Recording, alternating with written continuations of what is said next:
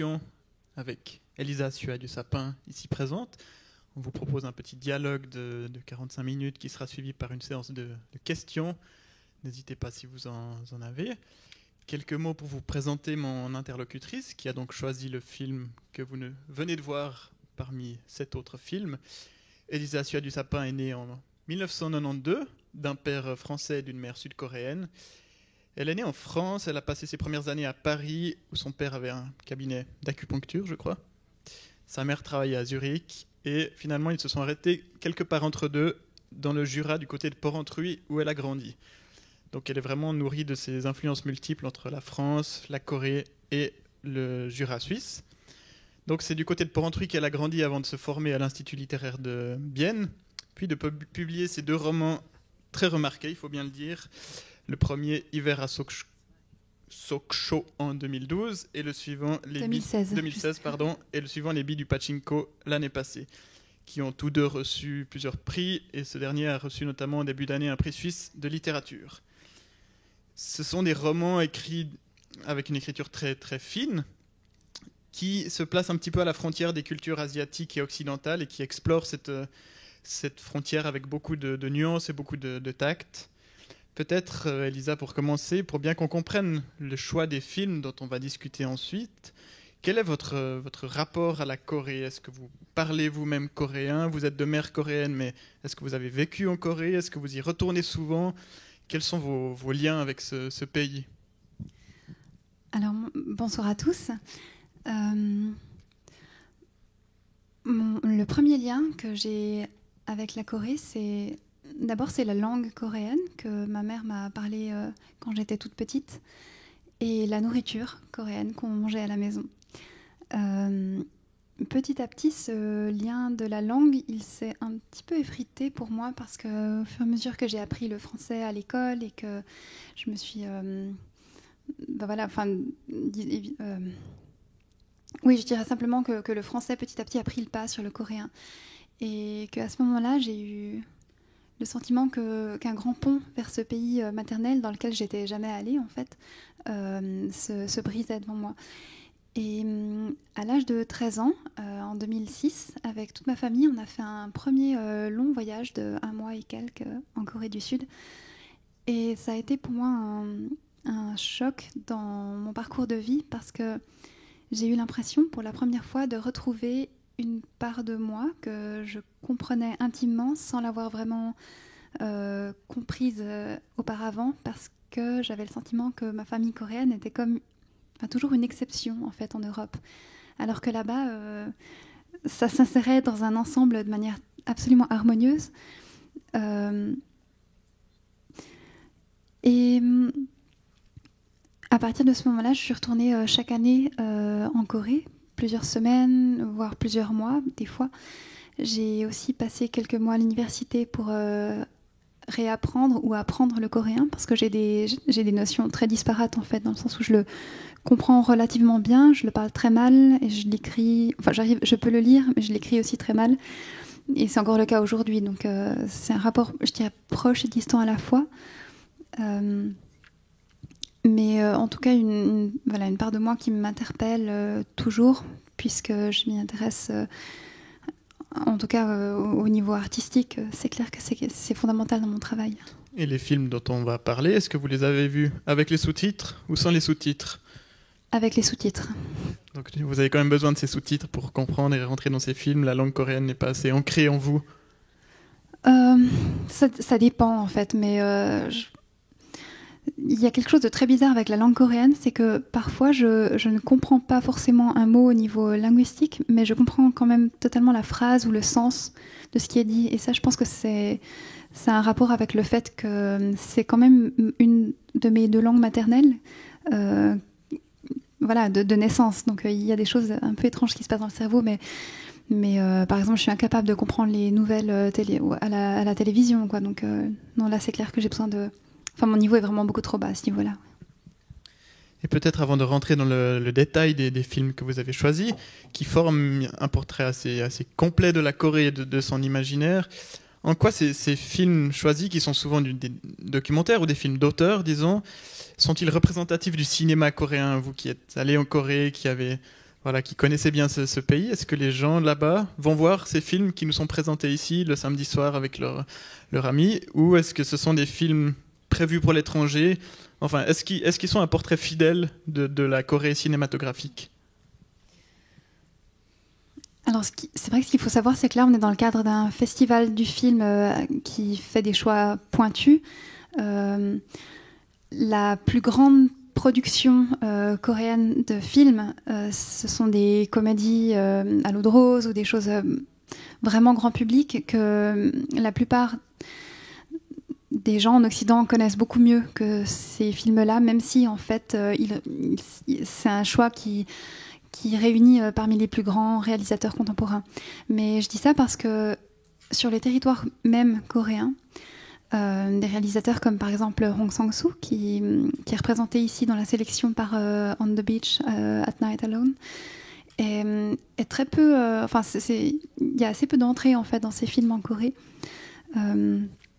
alors qu'il est encensé par la critique internationale. Mais par contre, je crois que... Disons, moi, j'ai fait une sélection très subjective, mais qui me touche pas au niveau moins au niveau intellectuel que simplement émotionnel. Je crois que cette cartographie autour de ces 7 films est par contre très représentative de ce que peut être la société coréenne aujourd'hui, avec toutes ces différences parfois extrêmes d'avec la nôtre ici, en tout cas en Suisse. Peut-être avant de parler de ce film dont vous avez donné le nom, On the Beach at Night Alone, je vous propose d'écouter un petit peu un passage de son premier roman, parce qu'on y retrouve en fait une ambiance qui est vraiment caractéristique de certains des films qui vous sont présentés brièvement ce soir. Donc ce premier roman, pour ceux qui ne l'ont pas lu, faites-le. C'est l'histoire d'une jeune franco-coréenne de 23 ans qui vit dans cette ville portuaire, Sokcho, à la frontière avec la Corée du Nord. C'est une jeune femme qui attend le client en nettoyant une sorte de pension. Quand arrive un dessinateur de bande dessinée avec qui il va progressivement se tisser une relation dont on ne dira pas plus ici. Pour bien comprendre l'ambiance dans laquelle se situe ce roman et voilà, votre manière d'écrire, qu'on a dit très visuelle et très cinématographique, on y reviendra peut-être, je vous propose, Elisa, de nous lire un petit passage descriptif qui tissera des liens assez forts avec les films qui nous sont présentés ensuite. Merci.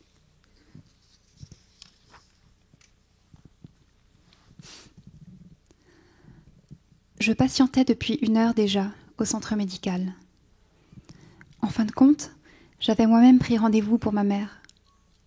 Une infirmière est venue me dire que le médecin avait du retard, ma mère devait faire d'autres analyses. J'ai décidé d'aller marcher autour du centre. Je venais rarement de ce côté de la ville. Chantier, baraques, ouvriers, grues, sable, béton.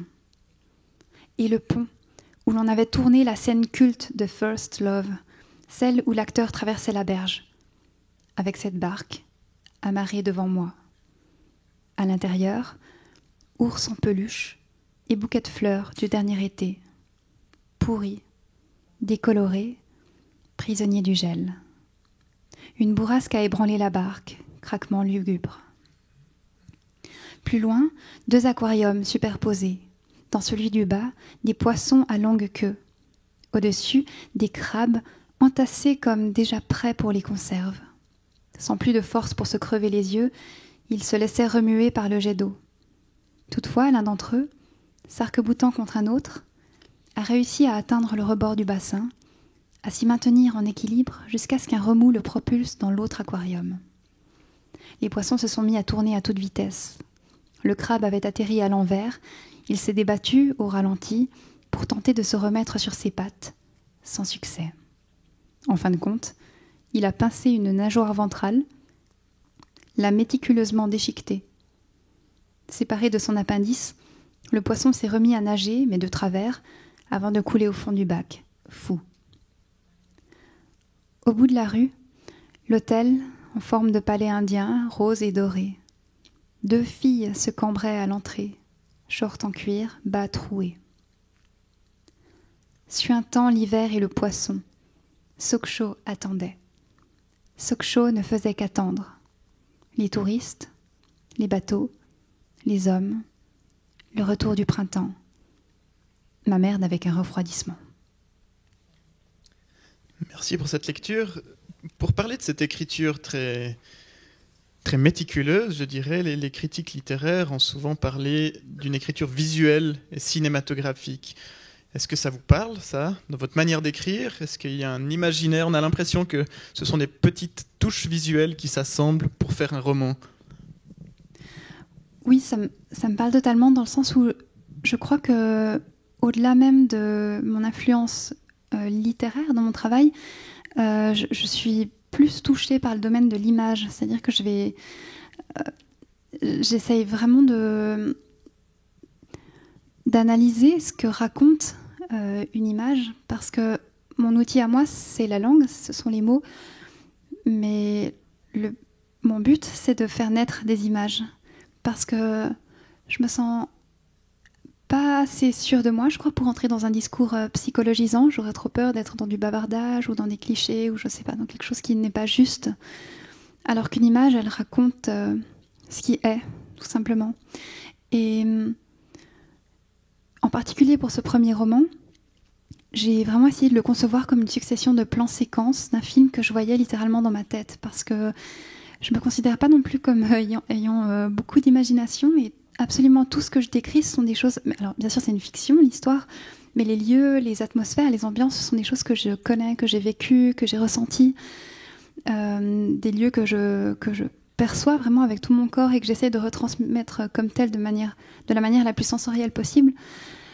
Et je crois qu'en ce sens-là, le cinéma est une grande source d'inspiration dans la manière qu'il a de raconter une histoire, aussi avec l'emploi des silences. Je suis très sensible aussi au silence dans la littérature. Et je crois qu'il n'y a rien de tel qu'une image, que ce soit une photographie ou un tableau, par exemple, pour évoquer le silence. Le film peut-être le plus silencieux de cette sélection, c'est celui-ci, hein, On the Beach at Night Alone de Hong Sang-soo.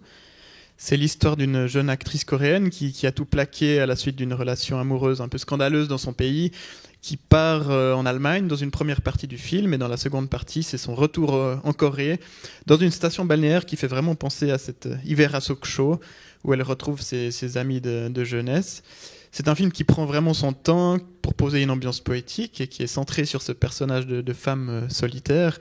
Les parallèles sont assez frappants avec ce livre. Est-ce que vous aviez vu ce film avant d'écrire ce livre ou après ? Alors je l'ai vu bien après, puisque ce film a été diffusé pour la première fois plusieurs années après que j'ai fini d'écrire mon premier roman. Je crois qu'il est paru en 2017, et mon roman, j'ai fini de l'écrire en 2015. Mais par contre, je connaissais un peu le travail de Hong Sang-soo auparavant, qui m'a d'emblée beaucoup marqué par le fait que c'est un réalisateur qui n'a pas du tout peur de prendre son temps quand il raconte une histoire. Et en Corée, c'est assez exceptionnel pour pouvoir être remarqué, puisqu'il y a un adage qui dit « palli palli », ça veut dire « vite vite ». Et en fait, c'est vraiment l'idée que tout doit être fait le mieux possible dans les meilleurs délais. Et si vous allez en Corée un jour, vous pourrez constater par vous-même que si vous demandez quoi que ce soit un service, enfin vraiment n'importe quoi, à n'importe quelle heure de la nuit, tout va être exécuté incroyablement rapidement. Et c'est même des fois un peu compliqué de travailler avec des Coréens, parce qu'on n'est quand même pas habitué à ce rythme. Et je le vois avec mon éditeur coréen, quand je ne réponds pas dans la demi-heure, jet lag non compris, enfin, il me renvoie 3 messages pour être bien sûr que j'ai bien reçu et c'est pas une exception. Donc c'est vrai que le travail de Hong Sang-soo, comme je le disais d'ailleurs auparavant, il est pas très, enfin il est connu en Corée, mais c'est pas celui qui draine le plus de monde dans les salles, peut-être parce que le public n'est pas habitué ou n'a plus ce rapport à cette lenteur de la vie contemporaine, en tout cas d'une mégalopole comme Séoul, où personnellement je me sens très mal parce que tout va beaucoup trop vite pour moi en tout cas. Et ce qui frappe aussi dans ce film, c'est qu'il est fondé sur très peu de dialogue, hein. Il y a quelque chose de très ténu dans les relations entre les personnages. Là aussi, le parallèle est assez évident avec votre œuvre, où les dialogues disent souvent en fait l'impossibilité de communiquer. C'est que des petites séquences qui se trouvent au milieu de votre prose. on a quelques phrases, des oui, des non, et c'est pas dans les dialogues que se tissent les liens, c'est vraiment dans les autres, dans les descriptions qui les entourent. Comment est-ce que vous avez écrit ces dialogues? Est-ce qu'il y a quelque chose de l'ordre du cinéma dans votre image pour écrire ces dialogues? Est-ce que vous imaginez la scène avant de les écrire?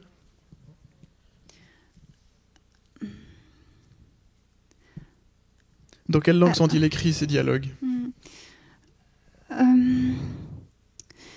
C'est un tout petit peu compliqué pour moi de répondre à cette question parce que j'ai l'impression que là, on touche directement, au cœur de ce qui, même pour moi, demeure ce mystère de l'écriture, dans le sens où j'ai un rapport très peu intellectuel à l'acte d'écrire. Et oui, je crois que avant qu'une scène jaillisse, j'y réfléchis énormément en amont, mais pas forcément de manière consciente. Ça peut être dans un train ou en marchant, beaucoup en marchant. J'ai besoin d'être beaucoup, justement, alors c'est vrai, seule dans la nature, dans la forêt, à réfléchir comme ça à ce qui va se passer pour mes personnages. Et ça peut être aussi des longues heures devant ma feuille blanche, hein, bien sûr. Mais à partir du moment où la scène arrive, je retravaille beaucoup après coup, mais très peu les dialogues, c'est vrai ça. Peut-être parce que, comme je l'ai dit avant, j'essaye surtout de faire naître une atmosphère à travers la description la plus précise possible, sans être chargée dans l'idéal, mais de ce qui se passe, pour que les signes parlent d'eux-mêmes et que les rares dialogues qui viennent ponctuer tout ça soient comme une espèce de, pas d'ornement, parce qu'à ce moment-là il serait superflu, mais comme peut-être ce qui donne vie à mes personnages, parce que sinon ils pourraient sembler pour certains évanescents ou moins pas vraiment incarnés. À propos de ces personnages évanescents et un petit peu flottants, on pense évidemment au dessinateur de bande dessinée de ce premier roman. Je vous cite, un homme à la recherche de son histoire à travers l'histoire de tous les hommes. Il y a chez lui quelque chose d'assez peu défini qu'on retrouve aussi dans les personnages de Secret Sunshine, le second film dont on va parler maintenant, ce film de Lee Chang-dong.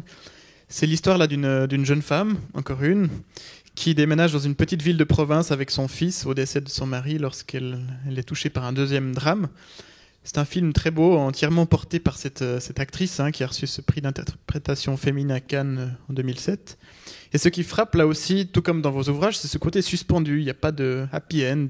Le film s'ouvre avec un paysage, un ciel, et se termine sur un long plan sur la terre.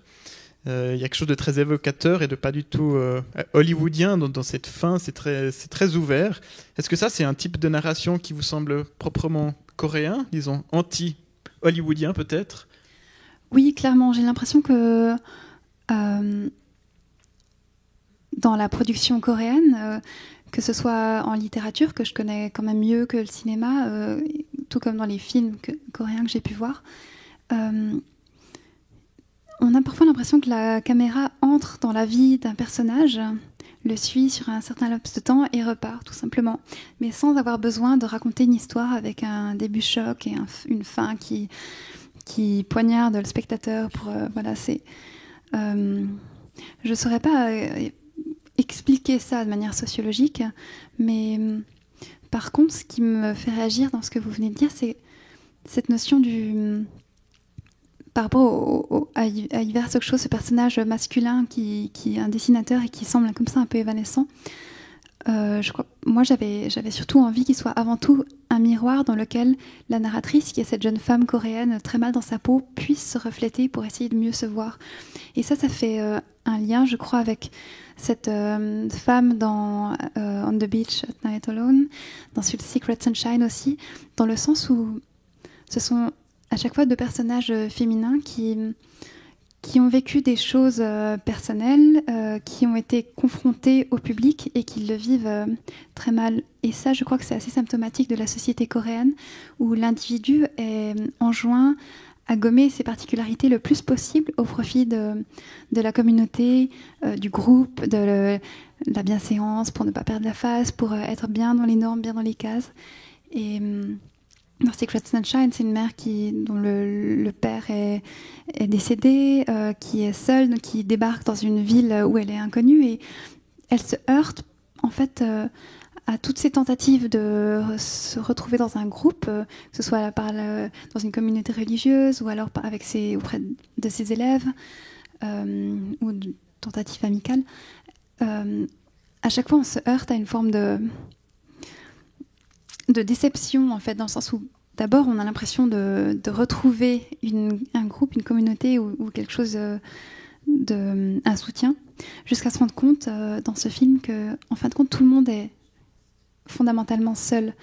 Et surtout elle qui, justement, a des particularités et bientôt le drame absolu qui est celui d'avoir perdu son enfant. Donc on suit vraiment cette déchéance petit à petit, à la limite de quelque chose qui est très dérangeant, en tout cas je crois pour nous en tant que public occidental, parce que on a l'impression que on se demande pourquoi le réalisateur pousse aussi loin ce drame, en tout cas la manière qu'il a de la montrer, même si c'est très pudique, il y a quelque chose de très violent, peut-être dans l'absence d'espoir apparent en tout cas. Et ça, c'est aussi quelque chose qui est très lié à l'histoire de la Corée, où il y a une sorte de nostalgie ou de poids ou de spleen ambiant comme ça qui est très lié à l'histoire de la péninsule, qui a été pendant plusieurs siècles toujours sous l'hégémonie de puissances culturelles comme la Chine ou même coloniale, le Japon, et qui a toujours dû se battre en fait pour conserver cette identité nationale, mais avec beaucoup de douleur. Et même le chant national d'ailleurs est en fait profondément triste. C'est vrai qu'il y a quelque chose de très mélancolique dans ces deux films. Et ce qui frappe aussi dans ces deux premiers films dont on a parlé, c'est le rapport à la nourriture. Il y a cette sorte de malaise souvent à table. C'est là où les caractères explosent, c'est là où les choses dysfonctionnent un petit peu, alors que dans notre imaginaire occidental, on imagine qu'on se retrouve autour du repas et que c'est là où les liens se tissent. Et là, c'est toujours le lieu d'un malaise, d'un dysfonctionnement. Tout comme dans vos deux ouvrages, il y a ce rapport à la nourriture très présent, on peine parfois à déglutir. Quelle est l'importance de la nourriture dans l'imaginaire coréen pour que vous le décriviez autant dans vos ouvrages? Ça, c'est une remarque qui me fait sourire, parce que c'est vrai que, en tout cas par rapport aux rencontres de lecteurs que j'ai pu faire en francophonie, je crois que... je crois pas, je suis sûre, à chaque fois... on m'a posé la question de cette omniprésence de la nourriture. Et là, en composant cette sélection, en regardant de nouveau tous ces films, j'ai été un tout petit peu attentive à ça, et je me suis rendu compte que là aussi, la nourriture était effectivement très très présente. Et ça m'a ramené au fait que j'ai la chance d'être traduite en coréen, et que quand je rencontre les lecteurs coréens, il n'y en a jamais un seul qui m'a posé la question de cette omniprésence de la nourriture dans mon travail.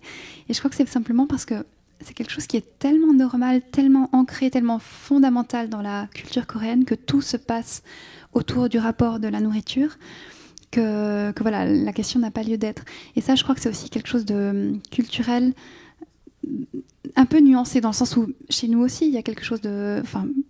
énormément de choses se passent autour de l'acte de la nourriture. Le fait de partager un repas, c'est ce qui est considéré comme le plus convivial quand on retrouve des gens, ou offrir à manger à quelqu'un. Mais en Corée, c'est aussi beaucoup lié à la figure matriarcale, qui est en fait très très importante dans la culture coréenne. La mère est bien sûr le premier lien nourricier à un être, mais c'est aussi la mère qui est considérée comme celle qui va vraiment éduquer l'enfant jusqu'au bout. Et le père dans la société traditionnelle, en tout cas, a pratiquement que le rôle de celui qui ramène de l'argent, et c'est la mère qui gère vraiment tout au foyer. Et je crois que du coup, il y a quelque chose qui se ramène, qui se rapporte en premier lieu à ça. Et après, de manière plus générale, dans la culture populaire, en Corée, vraiment tout se fait autour d'un repas. On mange toujours, les gens sont toujours en train de grignoter un bout de tentacule de calamar ou une mandarine. C'est vraiment quelque chose qui est encore plus fort que ici, je crois. En tout cas, dans l'expérience que j'ai de ce pays. Passons peut-être, si vous le voulez bien, aux deux films de Bong Joon-ho, qui sont deux films importants dans cette sélection de films coréens. C'est un réalisateur, je crois, que vous avez rencontré en 2007. Comment est-ce que ça s'est fait? Est-ce que c'était pour vous une idole? Enfin, comment est-ce que vous êtes... Alors non, c'était pas une idole dans le sens où je... Alors à cette époque-là, j'avais 13 ans et en fait ma mère était son interprète quand il est venu présenter The Host au Festival du film fantastique de Neuchâtel. Et ça a été aussi pour moi une première porte d'entrée dans le cinéma coréen. Je crois que oui, j'avais dû voir peut-être des films auparavant, mais même pas tant que ça finalement. Et là, ce qui a été marquant pour moi, c'était que c'était aussi la première fois de ma vie que je rencontrais un réalisateur, en fait, et surtout de cette envergure-là. Et c'était une belle rencontre. C'est vraiment quelqu'un de très très sympathique, profondément intelligent, un philosophe. Enfin, il est philosophe de première formation. Il a appris sur le tas, comme ça, le cinéma, et d'emblée, il s'est démarqué par cette extrême originalité et surtout la plasticité qu'il a pour passer d'un genre à l'autre, que ce soit d'un film à l'autre ou à l'intérieur même d'un film. Et ça, c'est aussi quelque chose que je crois qui demande beaucoup de courage, surtout dans une société comme la Corée, où justement tout ce qui sort un peu du cadre peut très vite être décrié. Et bon, on le voit déjà dans cette sélection-là, entre The Host et Memory of Murder, il y a tout un monde, et en même temps, on retrouve toujours cette hétéroclicité et surtout cet humour, ou le fait que d'une certaine manière, même s'il traite de sujets sérieux, il se prend pas au sérieux. Et ça, c'est, je trouve, pour quelqu'un qui a cette renommée, ce poids au niveau mondial aujourd'hui, c'est une qualité suffisamment rare pour qu'on puisse la mettre en avant. Peut-être quelques mots sur ce Memories of Murder, qui est une comédie policière, hein, ce qui est déjà un genre assez singulier en soi, qui est fondé sur une histoire vraie. Et là, voilà, comme vous le disiez, on hésite vraiment entre le rire, les larmes. On ne sait pas trop où se situer avec ces deux policiers dont l'un est un peu bouffon.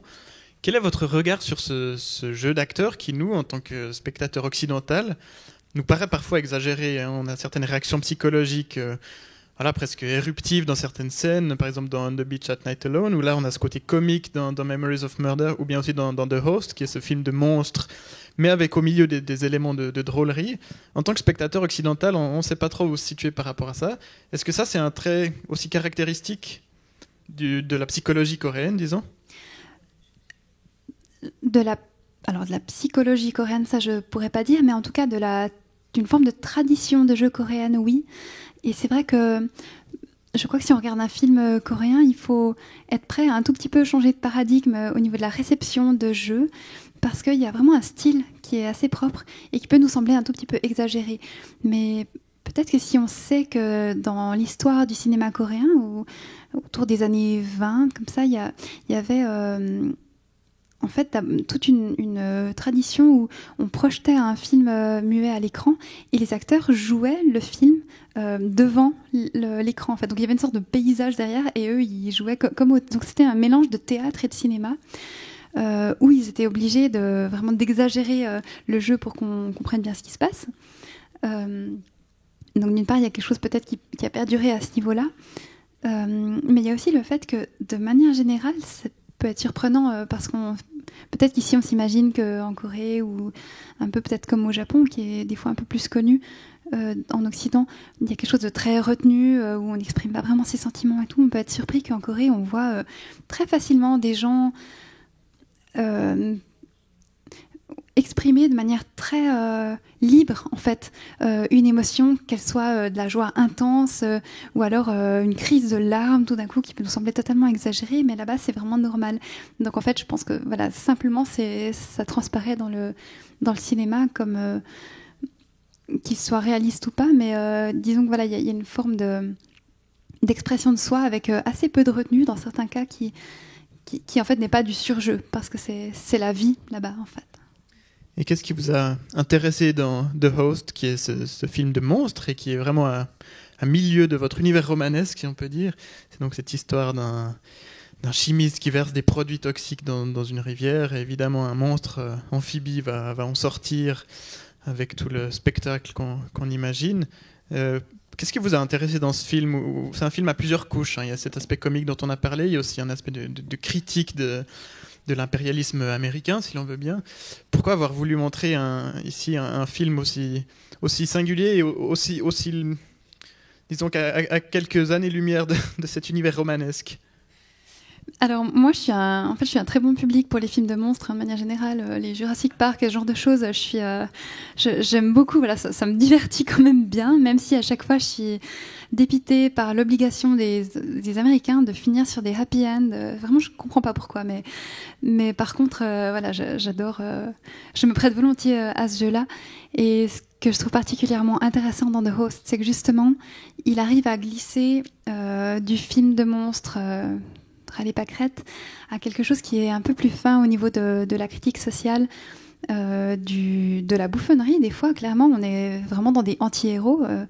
Ce père presque un peu attardé, enfin en tout cas très immature, dont la petite fille d'une dizaine d'années semble beaucoup plus mûre, est enlevée par le monstre. Cette tendresse aussi qu'on retrouve dans ce noyau familial un peu étrange, avec là encore, ce personnage de la tante qui est une championne de tir à l'arc, mais qui rate toutes ses compétitions. Elle n'a jamais médaille d'or juste parce que, en fait, à chaque fois, elle est trop lente. Et là aussi, j'ai l'impression qu'il y a une sorte de clin d'œil à ce pali, ce vite, dont je parlais avant.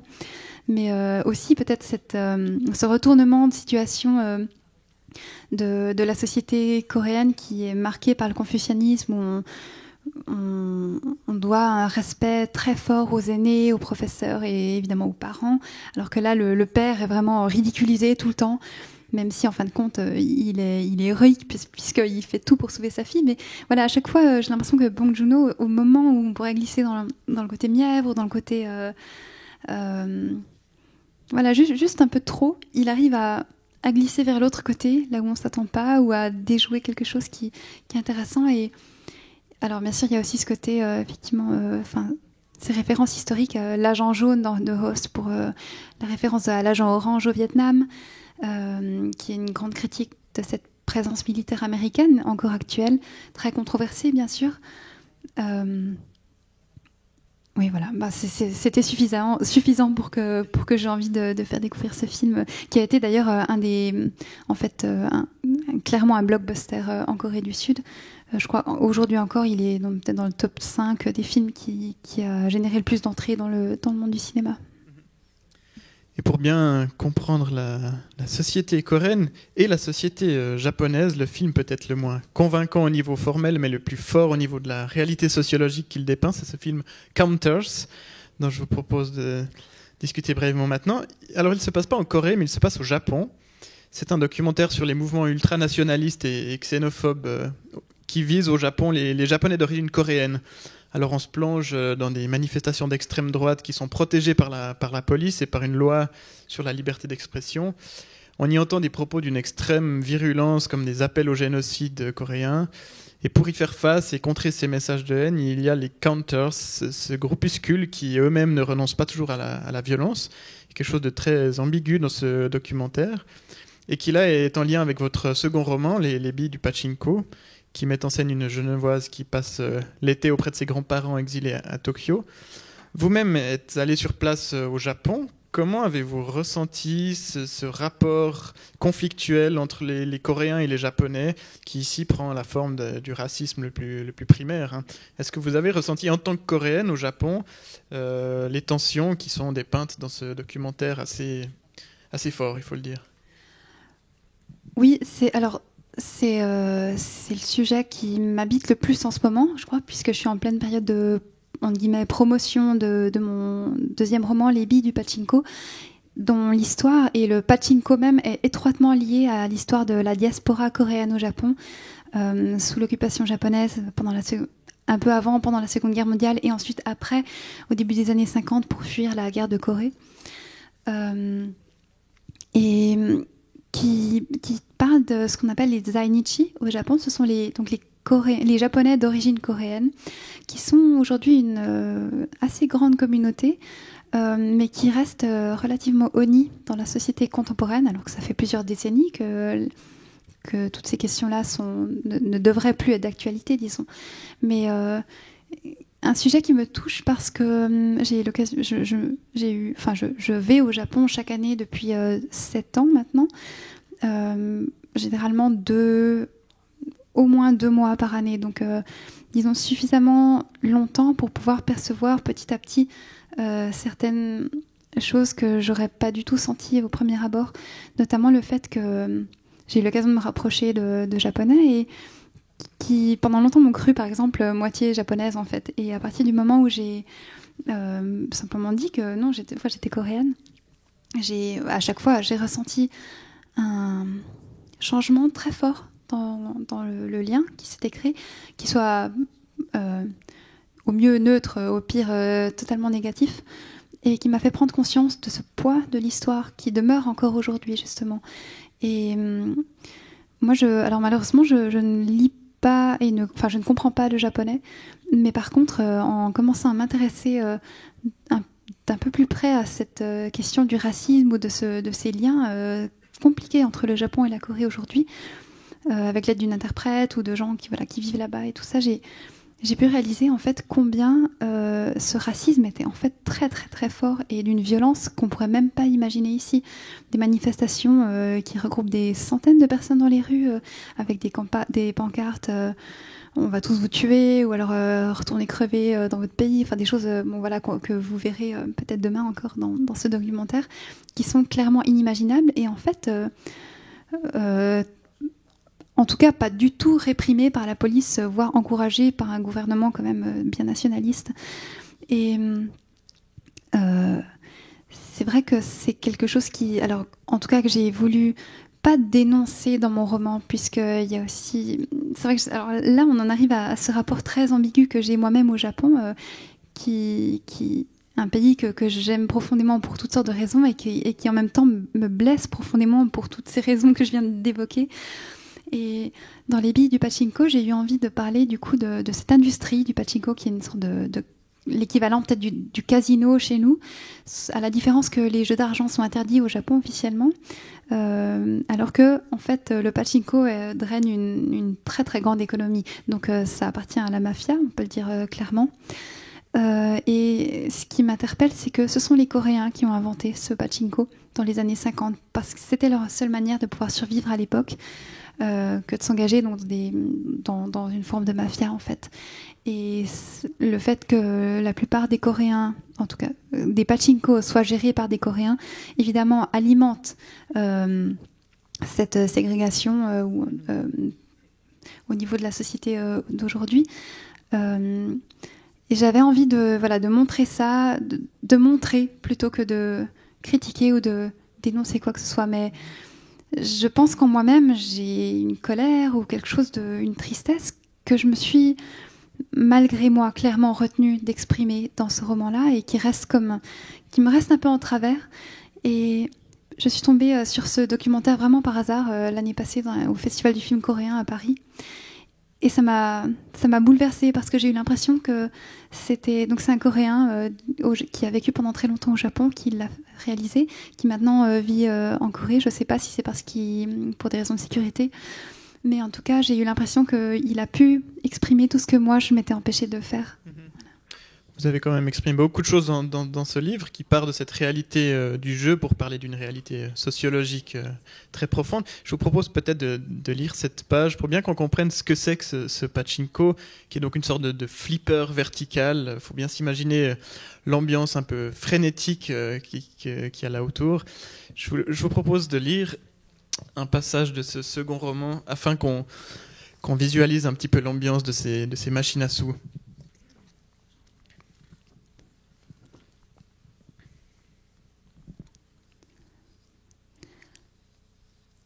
Je pense aux propos de Madame Ogawa, au shiny, ses paillettes, sa boule à facettes.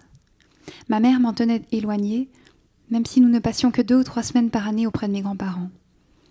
Les joueurs sentaient la viande grillée, la cigarette. L'hiver, il faisait froid quand les portes s'ouvraient. La musique sur le silence des joueurs, leur sueur, leur concentration. J'éprouvais à l'égard des machines un mélange d'affection, de crainte et de pitié, à les voir cracher leurs billes inlassablement, se faire cogner parfois, à peine remplies que vidées sans digestion.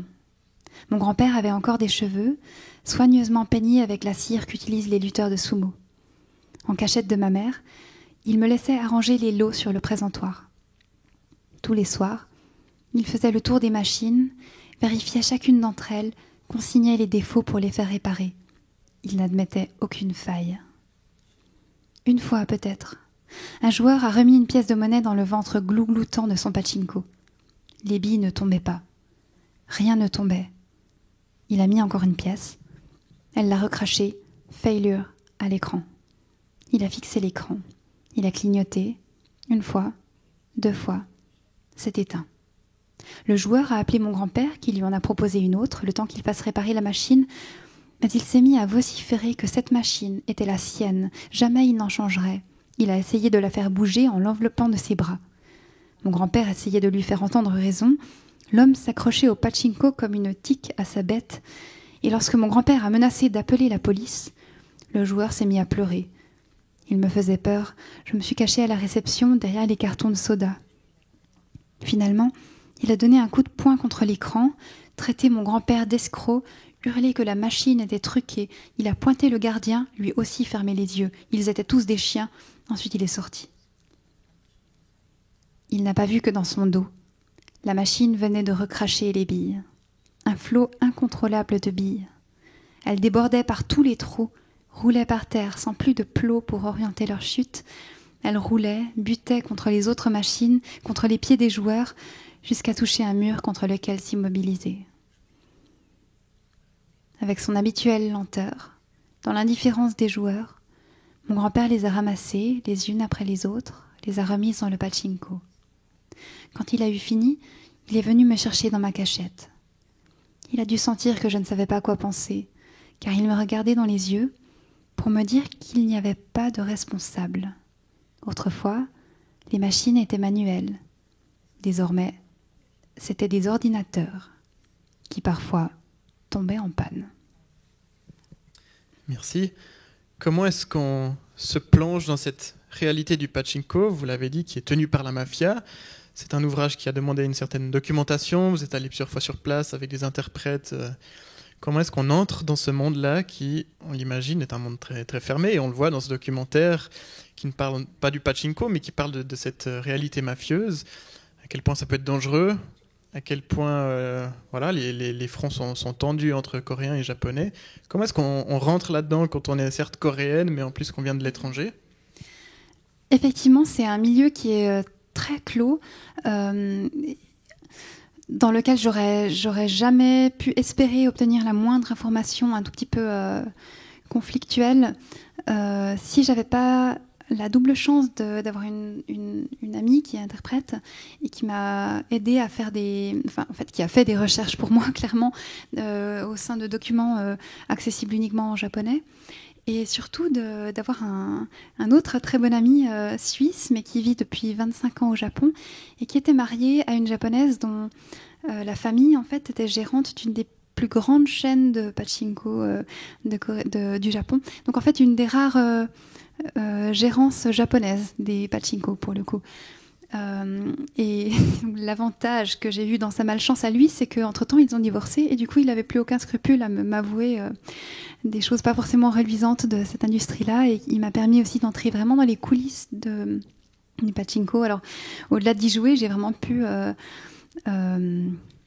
observer vraiment dans les moindres détails ce qui se passait, mais aussi effectuer un travail journalistique que les Japonais ne peuvent pas se permettre à moins d'être en dehors du pays, parce que ça peut... Ce que je vais dire peut sembler du cinéma, mais c'est la réalité. Il y a tous les jours des gens qui se font couper la main ou, je sais pas, ce genre de choses, voire assassinés simplement parce qu'ils ne peuvent pas payer leurs dettes. C'est vraiment... ça appartient clairement à la mafia, au yakuza, et avec tout ce qui va avec, d'encore très contemporain dans cette société-là. Donc voilà, c'est quelque chose de très présent, très controversé, et en même temps, il y en a... Des établissements de pachinko, pour vous donner une idée, il y en avait à peu près 600 000 établissements dans les années 80. Et ce sont les pachinko qui financent les 2 partis les plus puissants du pays.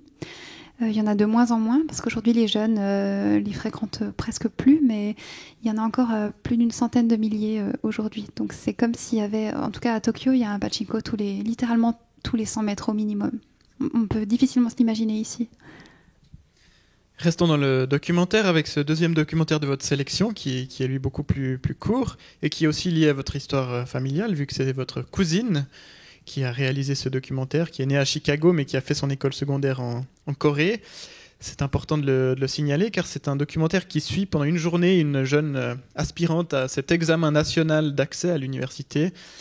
Et il faut bien se rendre compte que c'est un examen qui représente une charge de travail démentielle. Il y a chaque année des suicides, des burn-out, voilà, et tout le pays est mobilisé là autour. Les avions ne peuvent pas décoller ou atterrir ce jour-là pour pas déranger les étudiants. C'est une réalité qu'on a de la peine à imaginer. Et c'est un documentaire d'une vingtaine de minutes qui, lui, voilà, on revient en Corée, montre vraiment très bien cette réalité-là. Pourquoi est-ce que vous avez choisi ce film, mis à part du fait que c'est votre cousine qui l'a réalisé. Et qu'est-ce qu'il met en évidence? On pense évidemment à cet aspect très, très pyramidal, très concurrentiel de cette société vite. Je l'ai choisi avant tout pour la qualité du propos qu'il porte, dans le sens où c'est quelque chose que moi-même j'ai découvert en fait en le regardant, puisque j'ai pas fait ma scolarité en Corée, je ne savais pas du tout à quel point le passage du lycée était difficile. Et après coup, en ayant discuté avec Judy, donc ma cousine réalisatrice, qui elle est née à Chicago, a fait une partie donc a vécu ses premières années aux États-Unis avant de partir faire le collège en Corée et revenir pour le lycée aux États-Unis, m'a raconté de plus approfondi. C'est un sujet qui m'a interpellée aussi, puisque c'est comme s'il m'a donné des clés de compréhension sur ce que moi-même j'avais vécu quand j'étais à l'université en Corée, où je me suis rendu compte que, alors, l'université, c'est déjà l'étape après, justement, ce stress énorme. Mais même à l'université, on se repose jamais sur ses lauriers, puisque c'est ensuite la course à l'accès au travail qui est aussi extrêmement concurrentielle. Et la Corée fait partie des 3 pays où le taux de suicide chez les jeunes et même les mineurs est le plus haut. Donc bien sûr, ça m'interpelle, ça me chagrine aussi. Et je suis persuadée que c'est pas anodin, ce genre de pression qu'on fait subir dès l'enfance aux individus, qui les empêche littéralement, on les lobotomise littéralement, puisque en moyenne, ils ne dorment plus que 5 heures par nuit, voire moins en période encore plus intense. Oui, voilà. Tout cela pour rentrer dans un moule, hein, qui est quand même une société très, très hiérarchisée, très cadrée, et on sent qu'on presse ces élèves pour qu'ils rentrent dans ce moule, et quitte à effacer toute singularité finalement. Disons qu'on en est arrivé à un point où beaucoup de jeunes ne font que rêver de quitter la Corée pour aller travailler ailleurs, la plupart au Canada ou en Europe, beaucoup en Allemagne par exemple. Et le nouveau gouvernement, en tout cas, en est clairement conscient, et je crois qu'il y a des choses qui commencent petit à petit à changer. La nouvelle, en tout cas ma génération, commence à ne plus vouloir ce modèle-là manifester, ce qui était impensable il y a encore 15-20 ans. Et je serais la première à encourager ce genre de changement de la société, en tout cas pour aller vers quelque chose de plus horizontal et moins justement vertical dans la hiérarchie du monde du travail, et même peut-être la cellule familiale, dans le sens où même arriver aussi à des questions telles que par exemple la gestion de la vieillesse en Corée. Pendant très longtemps, c'était absolument, enfin, on considérait que c'était les enfants qui devaient ou doivent s'occuper de leurs parents jusqu'à leur décès, si bien que pendant très très très longtemps, il n'y avait aucun système d'aide à la vieillesse au niveau financier, par exemple, ce qui crée aujourd'hui des drames, puisque les jeunes se détournent de plus en plus de leurs parents. Et on n'a jamais vu autant de vieillards qui sont dans la rue, qui meurent dans des conditions horribles, juste parce qu'ils sont littéralement abandonnés de leurs enfants. Et voilà, je crois qu'on est vraiment à une période aujourd'hui où la société contemporaine vit un profond changement. Quand je dis profond, c'est vraiment au sens propre, puisqu'il y a un gouffre entre la société vraiment traditionnelle de la génération de mes grands-parents et celle qui est la mienne, mais en fait en très très peu de temps. Nous parlions de moules. Alors le dernier film de cette sélection, alors là tous les moules éclatent, hein. On est dans quelque chose de beaucoup plus loufoque avec ce I'm a Cyborg But That's Okay de Park Chan-wook, qui est une romance déjantée, un peu niaise, il faut le dire, qui se passe dans un hôpital psychiatrique.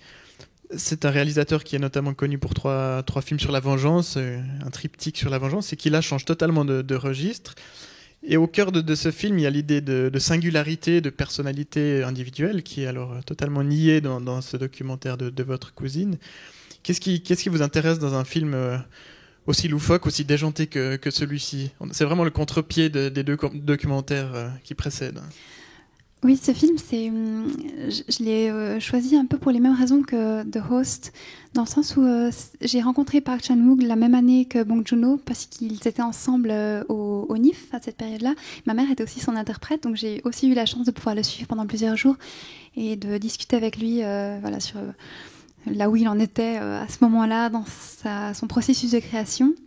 Il venait pour présenter Cyborg, en disant qu'il sortait d'une dizaine d'années où il avait été tellement loin dans la peinture d'une violence extrême sur ces personnages d'assassins, de recherche de vengeance, enfin, quelque chose de très très noir, et il avait eu envie il disait que ce film pour lui c'était une bouffée d'oxygène avant de replonger dans les abysses. Et juste après, il a sorti ce film de vampire, Thirst, qui a obtenu le prix du jury au Festival de Cannes, mais il était en train de l'imaginer, de le rêver à ce moment-là, il ne le faisait pas encore.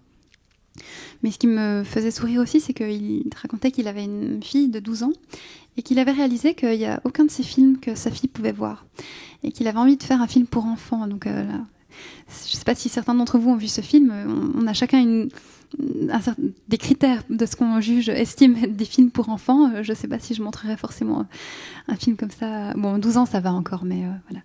En tout cas, on reste quand même bien dans son univers un peu barge comme ça. Mais ce qui m'interpellait aussi, c'est qu'au-delà du fait que c'est un film qui détonne par son inventivité formelle, des fois un peu qui peut un tout petit peu tirer en longueur, à mon avis, je trouve qu'il y a une profonde poésie qu'il n'y a pas forcément dans d'autres de ces films, et que avec certains moments de cinéma qui m'ont vraiment beaucoup marqué et qui me marquent encore à chaque fois que je le revois, comme une scène où en fait ce sont deux personnes qui sont dans un hôpital psychiatrique et qui arrivent à se guérir l'une l'autre tout en restant en fait malades pour les yeux des autres, mais entre eux, ils ont réussi à trouver les clés d'un monde qui leur permet de comprendre en fait le reste du monde à leur manière.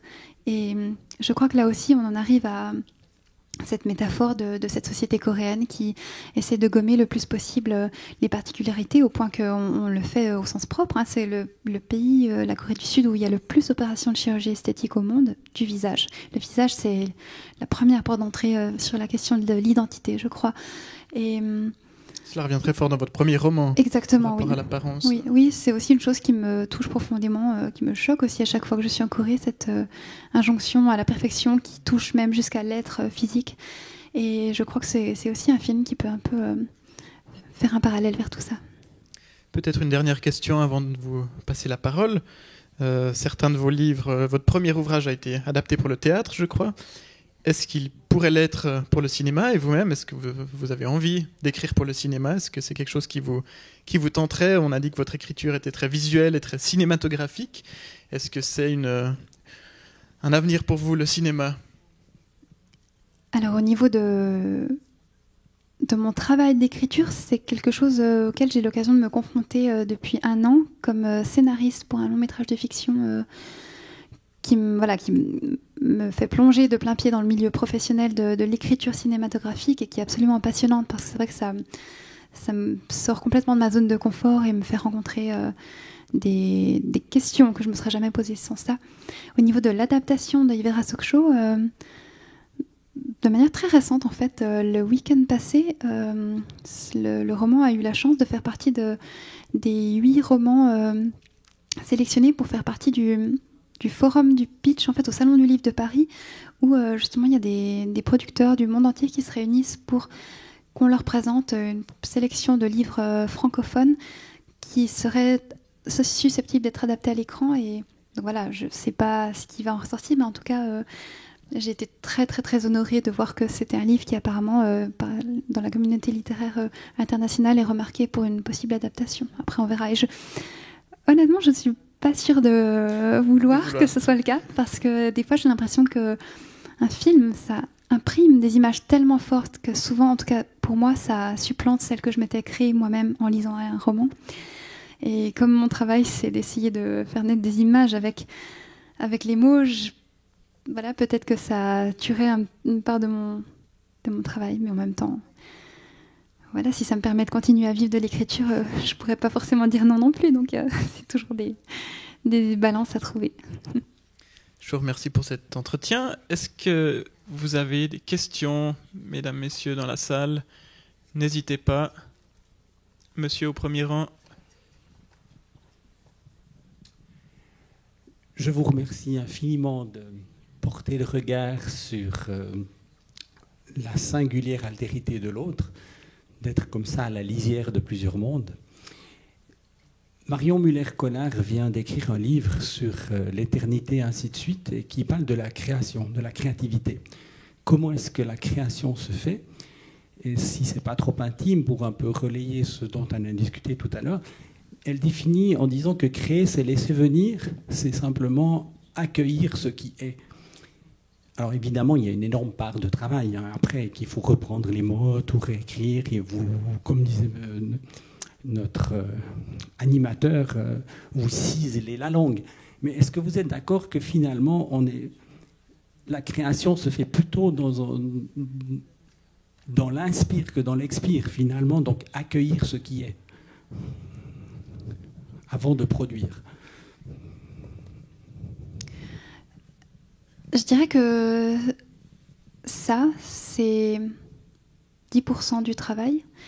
C'est le noyau, c'est ce qui est le plus important, c'est ce qui est le plus difficile à atteindre, c'est ce qui est le plus...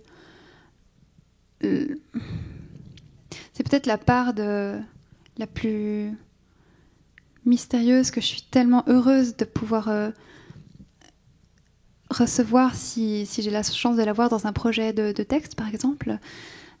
Parce que c'est vrai qu'au moment où j'ai, en guillemets, ce qu'on pourrait appeler l'inspiration ou l'idée fixe, c'est quelque chose de absolument intuitif, émotionnel, où je me pose même pas la question, je sais que ça doit être comme ça, et je sais que c'est un projet qui va m'occuper pendant au moins 3-4 ans. J'écris très lentement, mais j'ai la certitude intime que je vais pouvoir tenir le rythme et me plonger dans ce travail qui est un vrai marathon, en fait.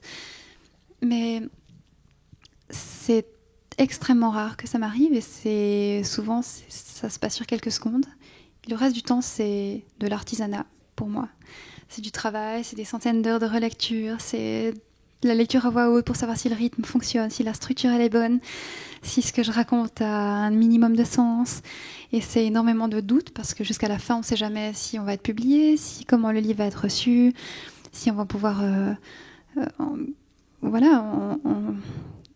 au mieux le publier, disons, au moins le publier, au mieux en vivre un tout petit peu pour pouvoir continuer. Mais moi, je me considère vraiment avant tout comme un artisan, une artisan de la langue, plutôt que comme... En tout cas, cette espèce de mythe de l'écrivain dans sa tour d'ivoire qui écrit un livre comme ça dans un souffle béat, c'est pas du tout ma réalité, en tout cas. Mais c'est vrai que je crois que tout travail ou œuvre ou création, quelle qu'elle soit, repose à des fondements qui naissent de quelque chose qui est profondément mystérieux et qui touche à ce que vous venez de décrire. Je pense cette inspire, mais après je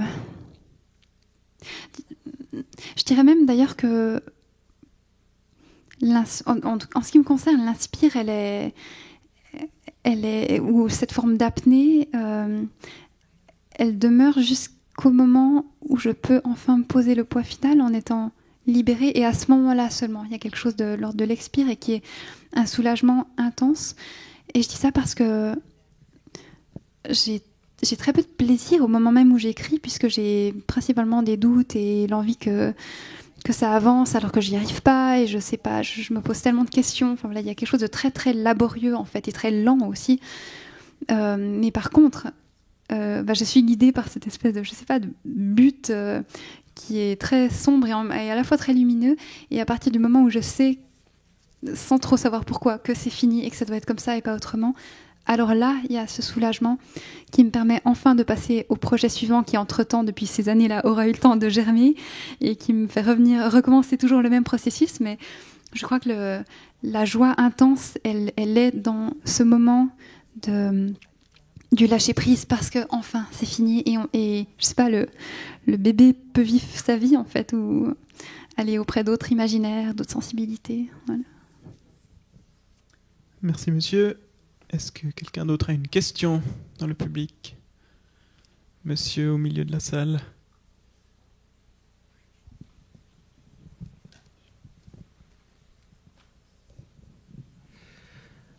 Si vous deviez donner un top 3 des livres qui vous ont le plus marqué, ce seraient lesquels et pourquoi, s'il vous plaît? Ça, c'est une des questions les plus difficiles qu'on puisse me poser. On me la pose à chaque fois et à chaque fois, j'ai l'impression d'avoir rien lu dans ma vie parce que tout s'entrechoque et tout dépend tellement des périodes de ma vie aussi. Donc là, je vais faire un top 3 qui est un top 3 spontané et je pense du coup, voilà, qui reflète celle que je suis à l'instant précis. Et même là, d'ailleurs, c'est difficile. Je dirais peut-être en premier L'Amant de Marguerite Duras, parce que je l'ai découverte à 14 ans et pour la première fois de ma vie, j'ai eu l'impression en la lisant que ce livre avait été mot pour mot écrit par une sorte de voix jumelle ou quelqu'un, une jeune fille qui aurait pu être celle que j'étais à ce moment-là, avec toutes ces questions de cette entrée dans l'âge adulte, dans cette double culture qui n'est pas intrinsèque à Marguerite Duras, mais elle a vécu en Indochine à cette époque-là, et puis enfin voilà, il y avait des liens énormes. Mais aussi, c'était un choc au niveau littéraire, puisque à cet âge, j'étais encore au collège, à l'époque où on apprend les classiques et à écrire comme ça et pas autrement, parce que sinon c'est faux. Et le fait qu'elle commence par dire un jour, j'étais âgée déjà dans le hall d'un lieu public, un homme est venu vers moi et il m'a dit je suis venue pour vous dire que pour moi, je vous trouve plus belle maintenant, ou tout le monde dit que vous étiez belle quand vous étiez jeune. Je suis venue pour vous dire que pour moi, je vous trouve plus belle maintenant que lorsque vous étiez jeune. Je vous trouve, voilà, enfin, puis après ça continue, mais je suis venue pour vous dire que pour moi, je vous trouve. D'abord, je me suis dit mais c'est faux, on peut pas dire ça comme ça. Puis après, je me suis dit mais pourquoi on pourrait pas dire ça comme ça finalement? Et je crois que ça m'a donné des ailes en fait dans l'idée que j'avais de la littérature où tout est possible. Et c'est un livre qui m'a profondément accompagnée dans l'écriture de mon premier roman aussi.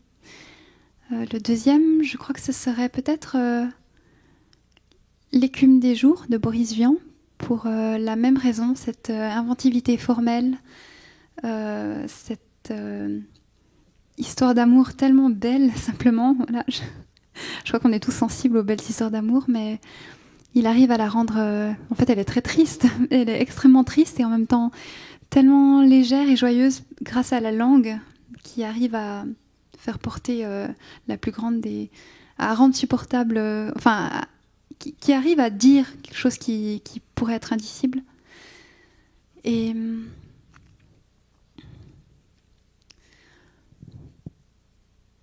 peut-être... dernièrement, là, c'était ma dernière découverte, c'est Austerlitz de Sebald, qui est un livre allemand, en fait, en allemand, dont je suis absolument admirative parce qu'il fait tout ce que je suis incapable de faire, c'est-à-dire écrire un pavé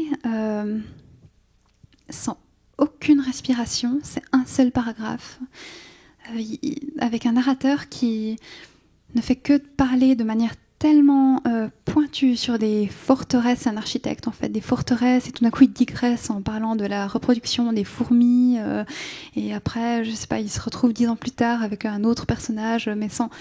Voilà, tout s'imbrique comme ça sans qu'on comprenne pourquoi, on est complètement perdu, et en même temps, il y a un mystère absolu qui se fait grâce à cette langue qui est totalement hypnotique. Jusqu'à ce qu'on comprenne petit à petit que c'est un narrateur en fait qui est à la recherche de son passé, qui n'a pas de mémoire, qui ne sait pas qui il est en fait, simplement parce que toute sa famille en fait a été exterminée pendant la Shoah dans les camps de concentration. Et c'est là qu'on réalise toute la prouesse de Sebald qui met au service total son écriture par rapport aux propos. Et c'est là qu'on comprend que si le narrateur décrit autant toutes ces gares, tous ces édifices avec ces pierres aussi lourdes, c'est simplement parce que c'est pour mieux évoquer à la fin ces pierres de tous ces camps de concentration, ces forteresses, et le sentiment aussi d'asphyxie qu'on peut ressentir à la première vue même de 500 pages sans aucun retour à la ligne, sans aucun espace. C'est celui qu'on peut ressentir quand il décrit à la fin tous ces gens qui ont été gazés. Et là où je suis encore admirative, c'est parce qu'aujourd'hui, dans la plupart des productions, les auteurs sont conscients que les gens lisent de moins en moins, l'attention se perd de plus en plus, on relève de plus en plus vite les yeux, on arrive de moins en moins à lire plusieurs heures de suite. Et lui, en fait, il n'a pas peur peut-être de perdre totalement le lecteur, simplement il poursuit son projet et l'ensemble forme un bloc, comme ça, un objet que moi j'ai lu, je crois, sur 6 mois, alors que j'aurais pu le lire beaucoup plus vite, mais j'avais besoin de reprendre mon souffle à chaque fois, et en même temps, à chaque fois que je replongeais dedans, j'étais dans cette même fascination. Et ça, pour moi, c'est le signe de quelqu'un que Sebald est évidemment très très connu et reconnu dans le milieu littéraire, mais en tout cas, ça a été une découverte et que je me réjouis de poursuivre à travers d'autres œuvres. Voilà. Merci, monsieur. D'autres questions? Si ce n'est pas le cas, je vous remercie beaucoup pour votre attention. Je vous invite évidemment à lire les 2 ouvrages de mon interlocutrice, qui ne sont pas des pavés, et qui sont aussi denses qu'ils sont courts, et aussi à voir les films qui nourriront ces lectures. Et je vous souhaite une très belle soirée. Je vous remercie pour votre attention. Je vous remercie aussi beaucoup. Merci. Merci à la traduction simultanée, et merci à toi, Thierry.